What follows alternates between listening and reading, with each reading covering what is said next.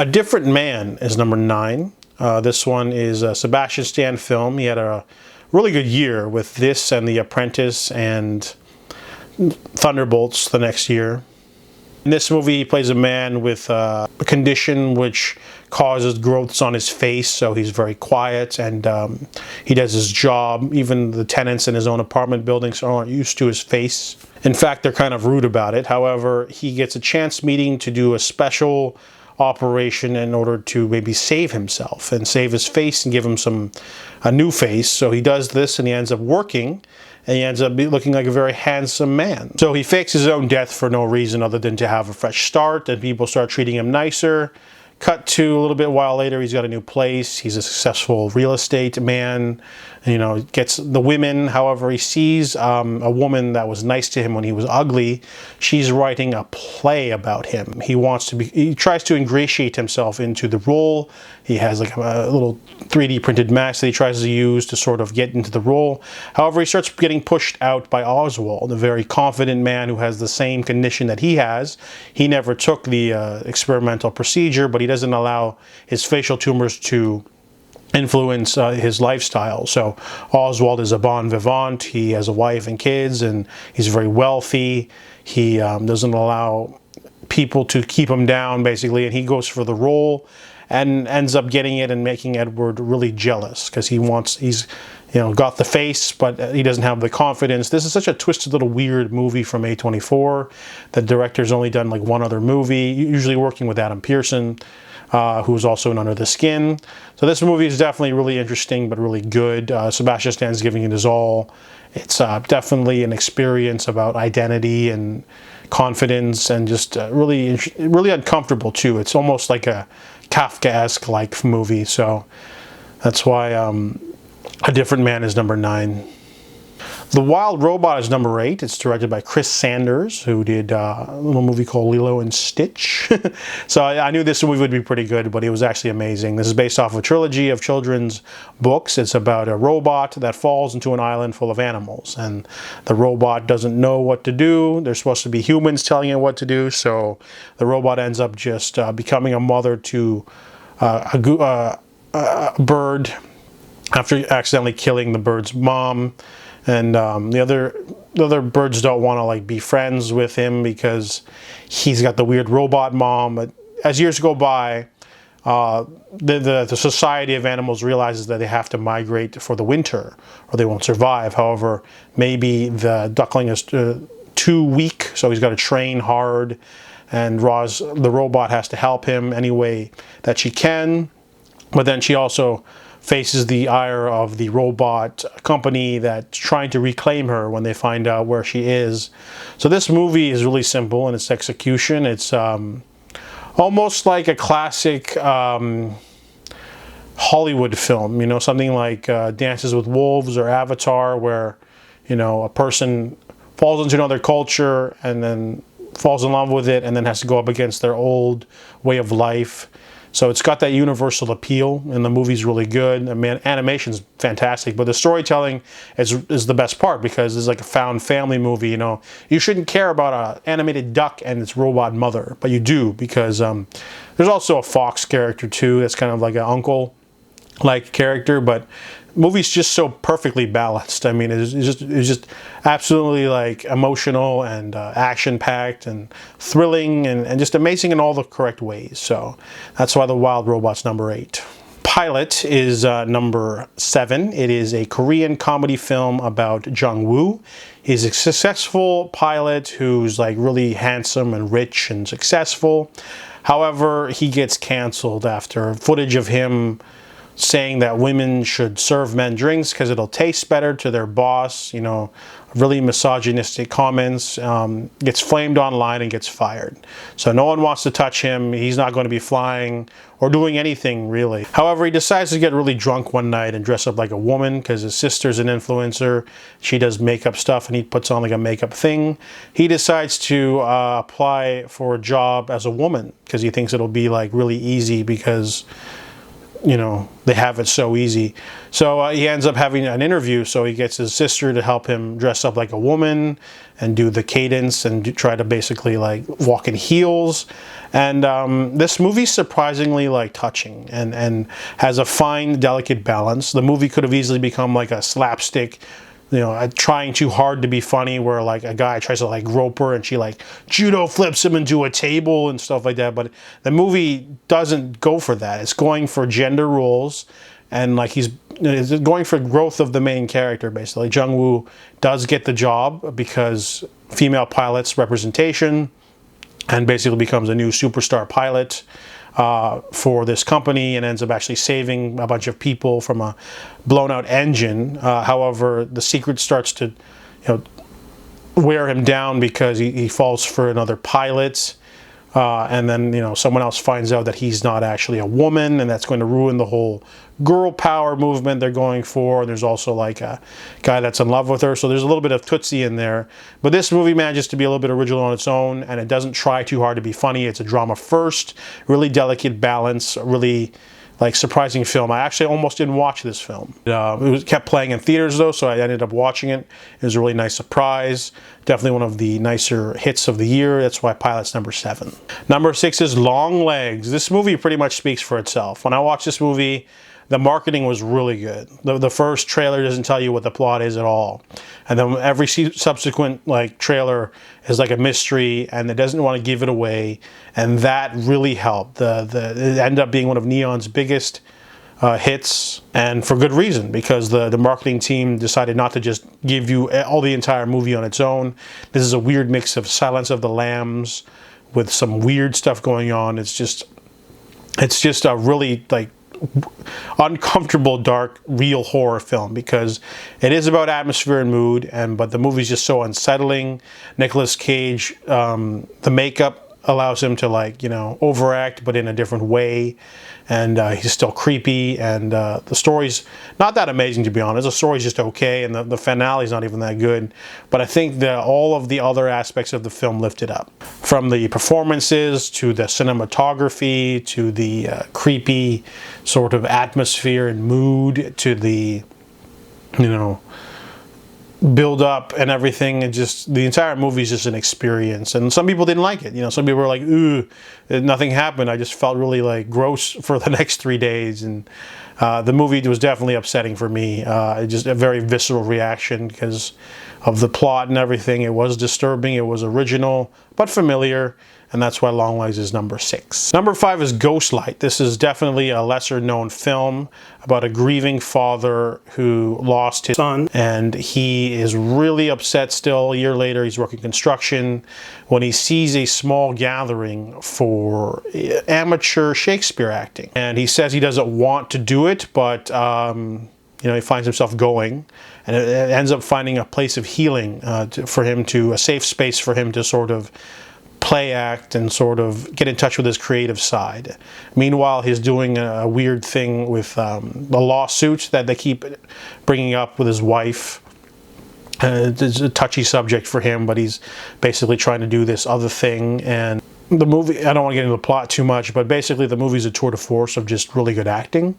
It's just a drama. There's no guns in this. There's no, you know, there's no ticking clock. There's no plot twist. This is just a really simple movie about grieving and using acting as a way to escape and help with the healing. It could have been anything. It could have been checkers. It could have been water polo, but they chose acting for this, and they make a Romeo and Juliet story, which they play at a little high school.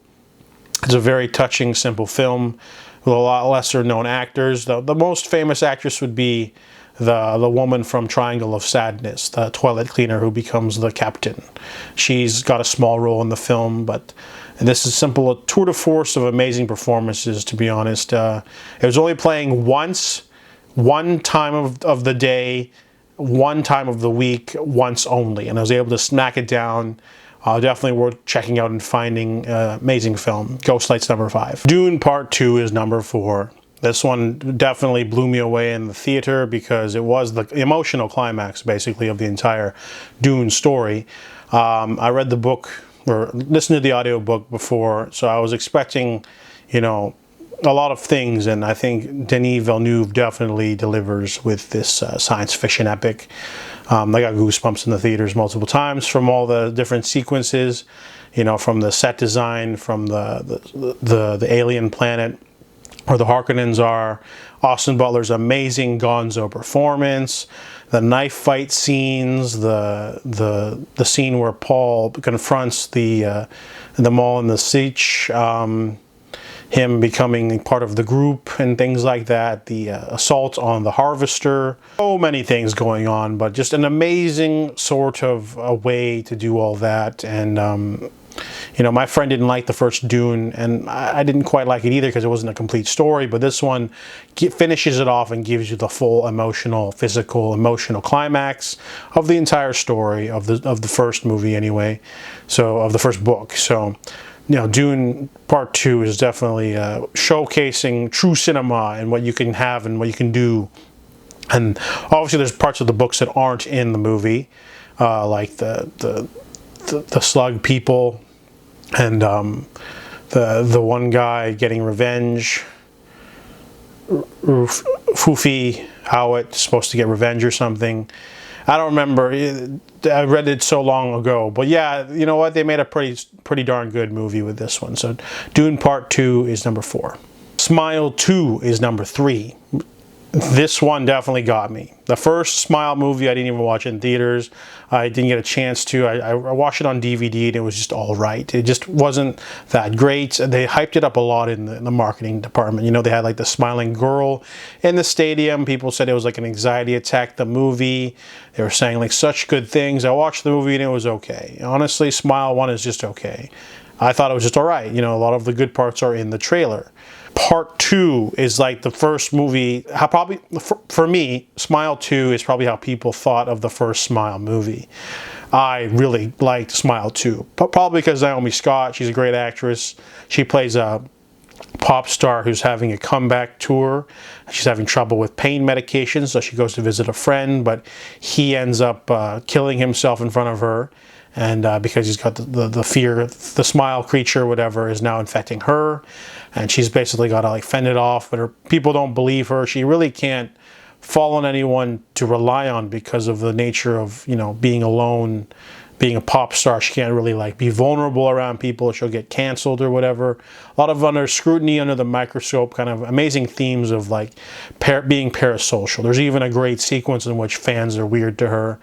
And this movie just ups everything to 11, from the set pieces to the scares to the really good crash out moments. Just, it's all there. It's all good.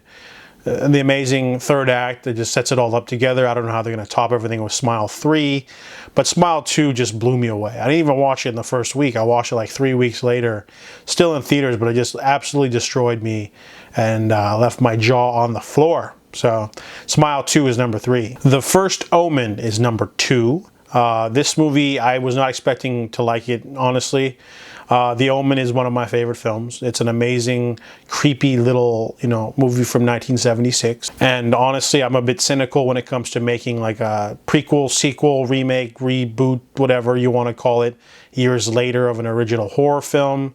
They tried to do it with a new Halloween trilogy. They did it with Texas Chainsaw Massacre on Netflix. That one wasn't very good.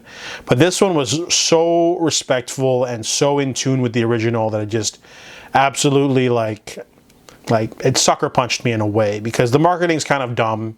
The first teaser is basically just people walking backwards, and then you're watching the other trailers are just basically like, yeah, there's a woman, she's going to Rome, and you're like, oh, this is the same movie as Immaculate, or this is the same movie as The Omen, you know, or Rosemary's Baby. Yeah, Rosemary's Baby, because they adopt a child in The Omen, but then the movie just gets really good. The story is just so creative with creating a prequel. It doesn't just say, this lady happened to be tangentially related to the couple from the first movie. It builds its own mythology. It adds to it. It makes it so good. It adds all these creepy new elements. It expands on stuff from the first film. And it does set up for a sequel in a cheesy way. But this movie was just so good. I mean, there's even a homage to Possession with Nell Tiger Free doing that screaming thing at the end. The movie is just so well done because it's respectful, especially the direction style. They definitely mimic the sort of 70s sort of thriller. They captured the sort of practical effects for everything.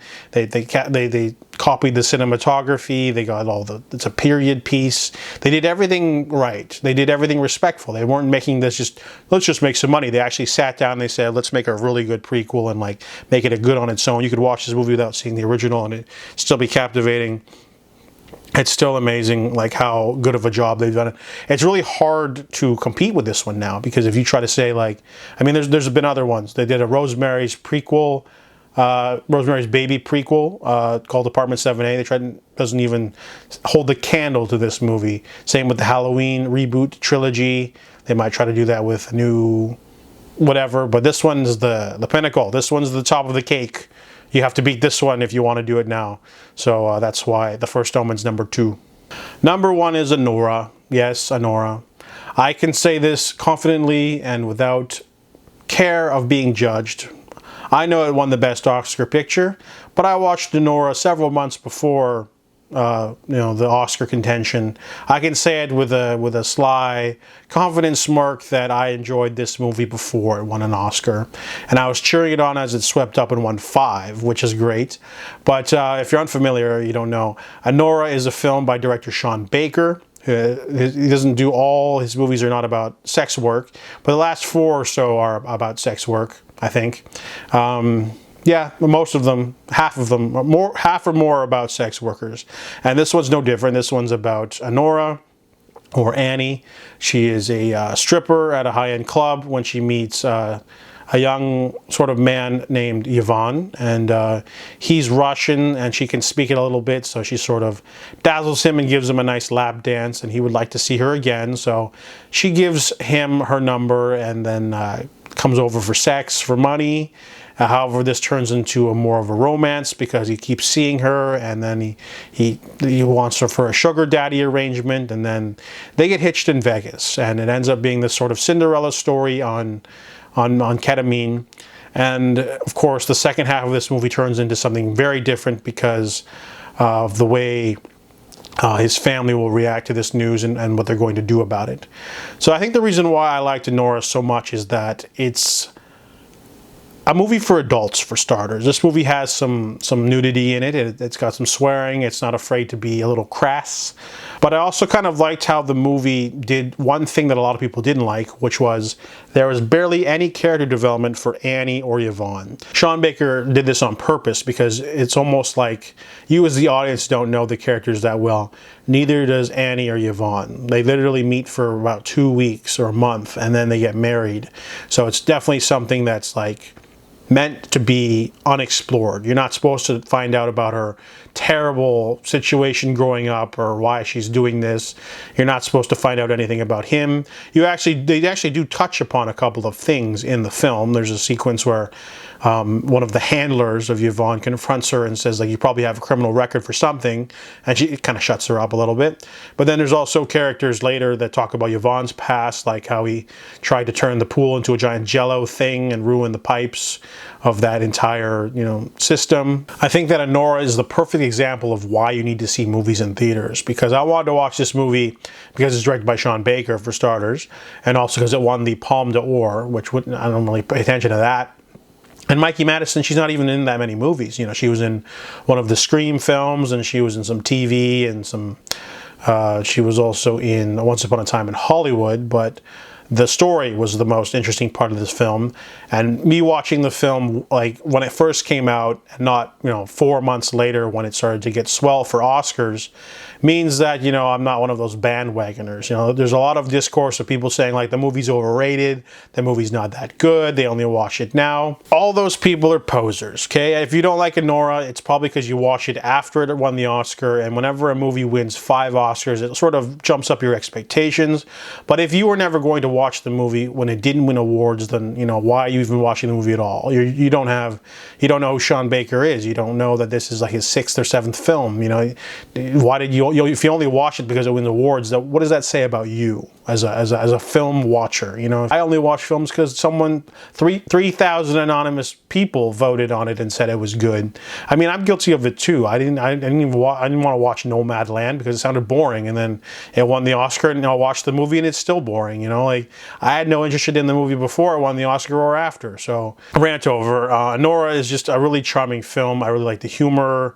You know, even people are really prudes nowadays, I think, too, because everyone's saying like this movie's like basically like a porn, but even the sex scenes are filmed in a way to be comedic. Like it's just like humping for like not even 10 seconds and then they're done. So like it's capturing the quickness of it. Like, you know, Yvonne's probably like a 2-pump chump. That's probably, they just hump for a bit, done. And he's like, oh, I'm in love with you because, you know, obviously she's just like fulfilling his most carnal desires, really. And there's just, the thing is, I actually saw the movie 3 times in theaters before it won its Oscars. That's how much I liked the movie. That's how I knew that it would be #1. You know, after I watched the movie the first time, I was like, Mikey Madison does some serious acting chops, and she probably will make a run for the money for the Oscars. And honestly, she might not even have won, but it's just the weird cancel culture, all that stuff happening at the end. Everyone was bringing up dirt on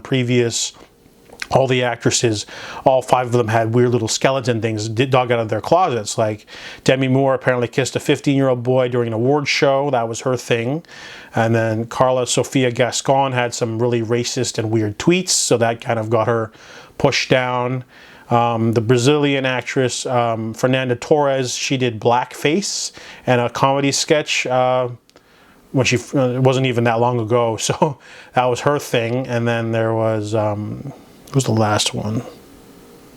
There's also Cynthia Erivo, but hers was a lot tamer. It was like she got mad that someone asked her if she would have green down under, and she got mad. No, it wasn't even that. It was someone basically like changed the poster a little bit and she freaked out. That was small little scandals here and there, but all that kind of stuff just kind of pushed her to the forefront. But then every time I watched the movie, I noticed a little bit more, you know, depth to the film. If you watch it for its first time, it's just kind of like a love story, kind of like a modern day Pretty Woman, Cinderella type story that turns into a little bit of a screwball crime thriller comedy movie with a realistic ending. But there's just so much depth and little things that you don't notice. For example, the scarf. You know, the first time we see the red scarf, it's used to gag Annie as she's being tied up by the handlers because she tries to run out. And then when it's given to her again on the boardwalk, it's given to her as a scarf. You know, she's supposed to wear it to keep herself, you know, warm. And then at the end, she rejects the scarf and throws it on the floor. As a rejection of the luxury scarf. So you think something like that, but that's, you know, that symbolism. It means something. Also, she gives it back to the guy at the end too. So there's lots of little hidden subtext meanings, especially the zoom-ins for the camera work. But there's also that scene where Karen Karagulian's character is ranting about the youth of today sucking or whatever. When the camera pans over, you see an American flag in the top corner of the wall. So little things like that, and you know, he should have gotten a Best Supporting Actor nomination, to be honest. He was really good. But the movie also has like a lot of other things going on. It's a very humanist drama, but it just never gets old for me. You know, it's hard to find all these things in the first watch. The movie is a solid 2 hours, 20 minutes, and the pacing can get a little wild here and there, but it has a lot to say about, you know, social media especially. It's not a major part of the story. They sort of skim over it, but like his handlers find out about it because he was at a basketball game with Annie, and like they didn't even know that he got married or whatever.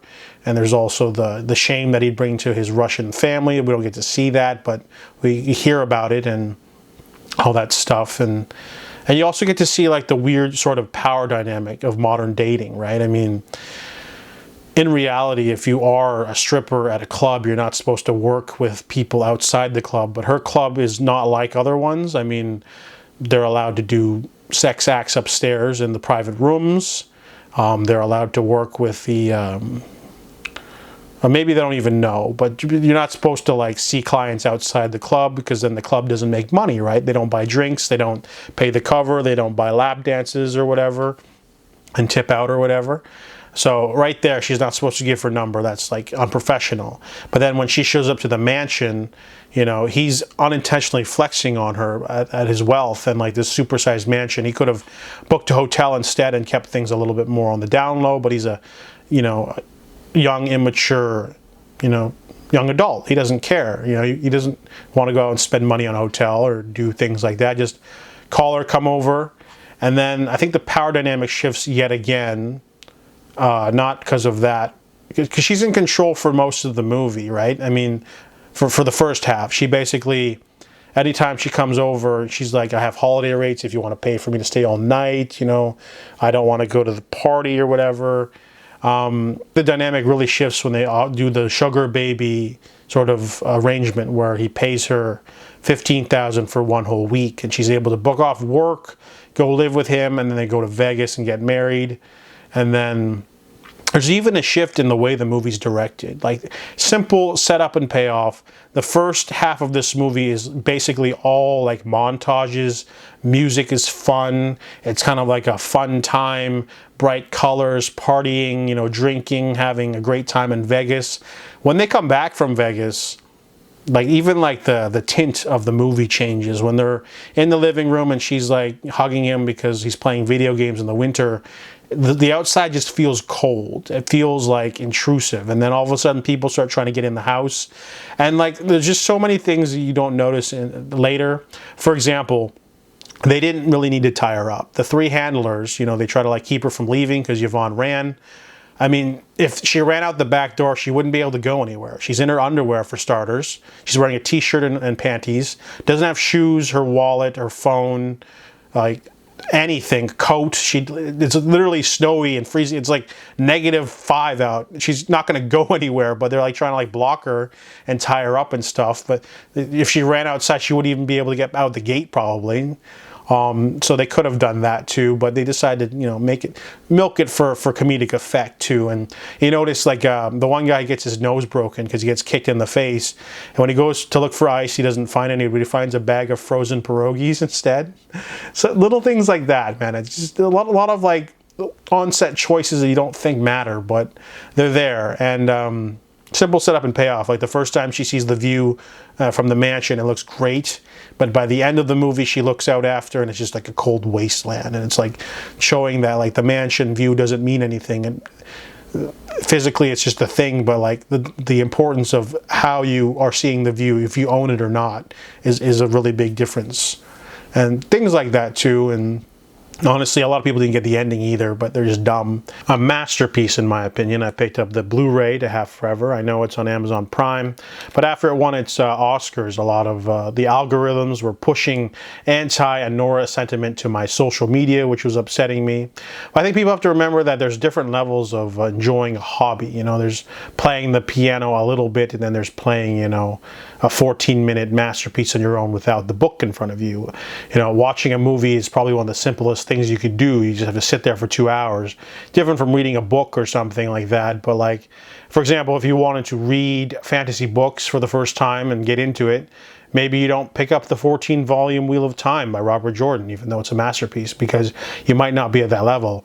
Or Lord of the Rings. You know, Lord of the Rings, the first time I tried to read that, it was really thick and hard to get into the very wordy verbiage of that writer. And you come back later when you've grasped a little bit more. Sometimes it's hard to read sci-fi because of the concepts.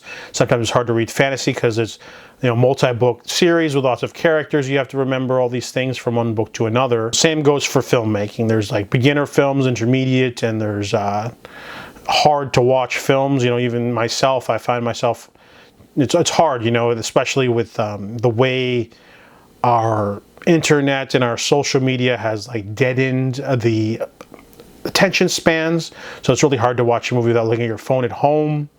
But if you want to get into like Japanese cinema, you don't grab the 9-hour version Criterion of The Human Condition. You don't have to grab those immediately. You can work your way up to them and find more accessible things, you know. If you're only watching Anora because of the Oscars, then that's a bad reason. You know, Sean Baker's a really good filmmaker, and he's got a lot of smaller films in his filmography, like Starlet and Red Rocket, Takeout, and Florida Project. So definitely, if you didn't like it, give it another chance after you've matured a little bit. find out more about the director, or just, you know, in general, when you're increase your film knowledge and your film education a little bit more. Not gatekeeping, but just watching a couple movies doesn't make you an amazing reviewer, okay? Anyone can watch a movie. Anyone can read The Wheel of Time. Just, you know, remember that everyone has an opinion, and sometimes it doesn't matter. So those are my top 15 films of 2024.